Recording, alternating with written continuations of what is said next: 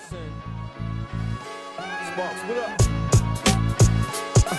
I'm just a working man. I'm still moving like crazy, and I still hustle like crazy. I just adjusted my job, I don't want to rob. I'm just a working man.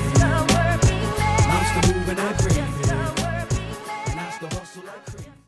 Okay, ladies and gentlemen, we step up to bout number 7. I'm going to tell you, look at this man wearing what he has just put on his waist. He has earned every bit of it. The first ever XKO, it's XKO 10, but XKO bantamweight champion. Congratulations, Mr. Steven Peterson. I'm going to tell you, baby, I know right now it was a freaking war out there. Tell me what it was like inside the cage. I don't really remember much of it right now. I just remember going back and forth and just battling it out. And then remember a few spinning back elbows I landed. The last thing I remember, I was on my knees reaching for his legs. And the next thing I know, it was just black. I got kneed in the head when I was on my knees. I don't really remember much. Well, I got to tell you, ladies and gentlemen, I've got a warrior here. I tell you what, I use this word often, fighters. I use this word warriors, but these were gladiators. These young men came in here. They were fighting five-minute rounds. You remember that? Yeah. Would it end in the 4th or 5th round? No, it ended in the in the 4th round. My bad. It was 4th round, but I'm going to tell you right now, Steven, it was one hell of a show, baby. Y'all brought the show second to none. Got to give a little shout out to Doug Fry. I tell you what, he brought a game. Oh, yeah. You guys put it on. What do you remember in the first round? Anything in the first round? I just remember he brought his A game. He wasn't relenting. We were just trading punches. I hit him with just about everything I could, and he just came back with it. We were just going at it. Well, let me tell you right now, the slippery, scrappy, scavenger, MMA freaking fighter that you are, you slipped out of a guillotine. I guarantee you, I thought he had sunk it in. You remember that in the first, I think it was second round. Yeah, I remember just gurgling for air, and I was so close to tapping, and then it just went through my mind. I was like, no, I'm not going to tap in front of all my friends right now.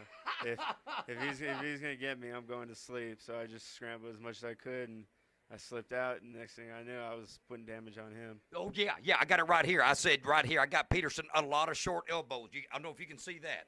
It was a great ending right there, but as soon as, I'm going to tell you, ladies and gentlemen, as soon as that guillotine was sunk in there, it was like you had ants in your pants. You were out of that thing, scrambling, going, everything. That's what I call a true champion.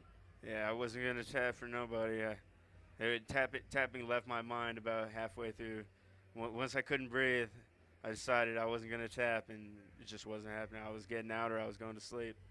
Well, I'm going to tell you right now, Steven, in the 3rd round, he threw some vicious kicks to your legs. You remember that? Oh yeah, my legs throbbing right now. Yeah, those took a toll on me. I remember I think he kicked me in the face once, and I was like, but the legs hurt. The face is all right, but the legs, that's what takes a toll. Well, it was in the 3rd round. Also, I noticed that Fry was catching his breath on his back, and you were throwing some elbows. It looked like you had him there for a little while, and then he came out of that pretty strong. Do you remember that? Yeah, he technical stand-up, and he got back to his feet. It was just a war, man. It was hard to keep him down. Once he got his breath back, he was just scrambled right to his feet. He's a good scrambler.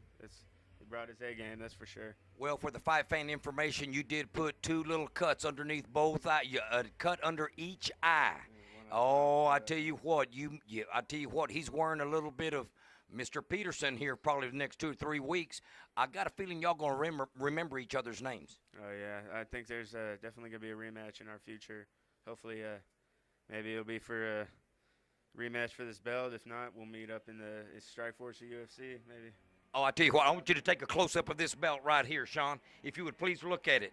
As we're sitting here looking at it, this was a 135-pound bantamweight XKO title. You see the first winner of the belt right here. I guarantee you with a lot of pride.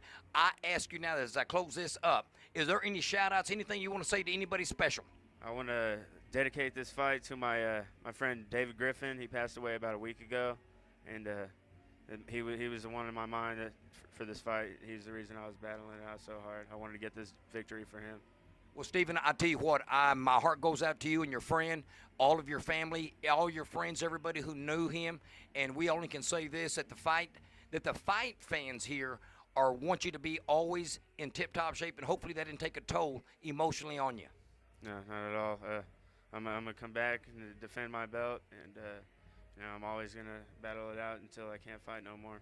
Well, I'm going to tell you on behalf of North Texas Fisticuffs, we always thank XKO for bringing us the entertainment that they bring. One more that I want to say to this young man here, I can't wait to see you back in the cage, because there's only one thing you bring, and that's your freaking A game, baby. Until our next bout, let's stay tuned.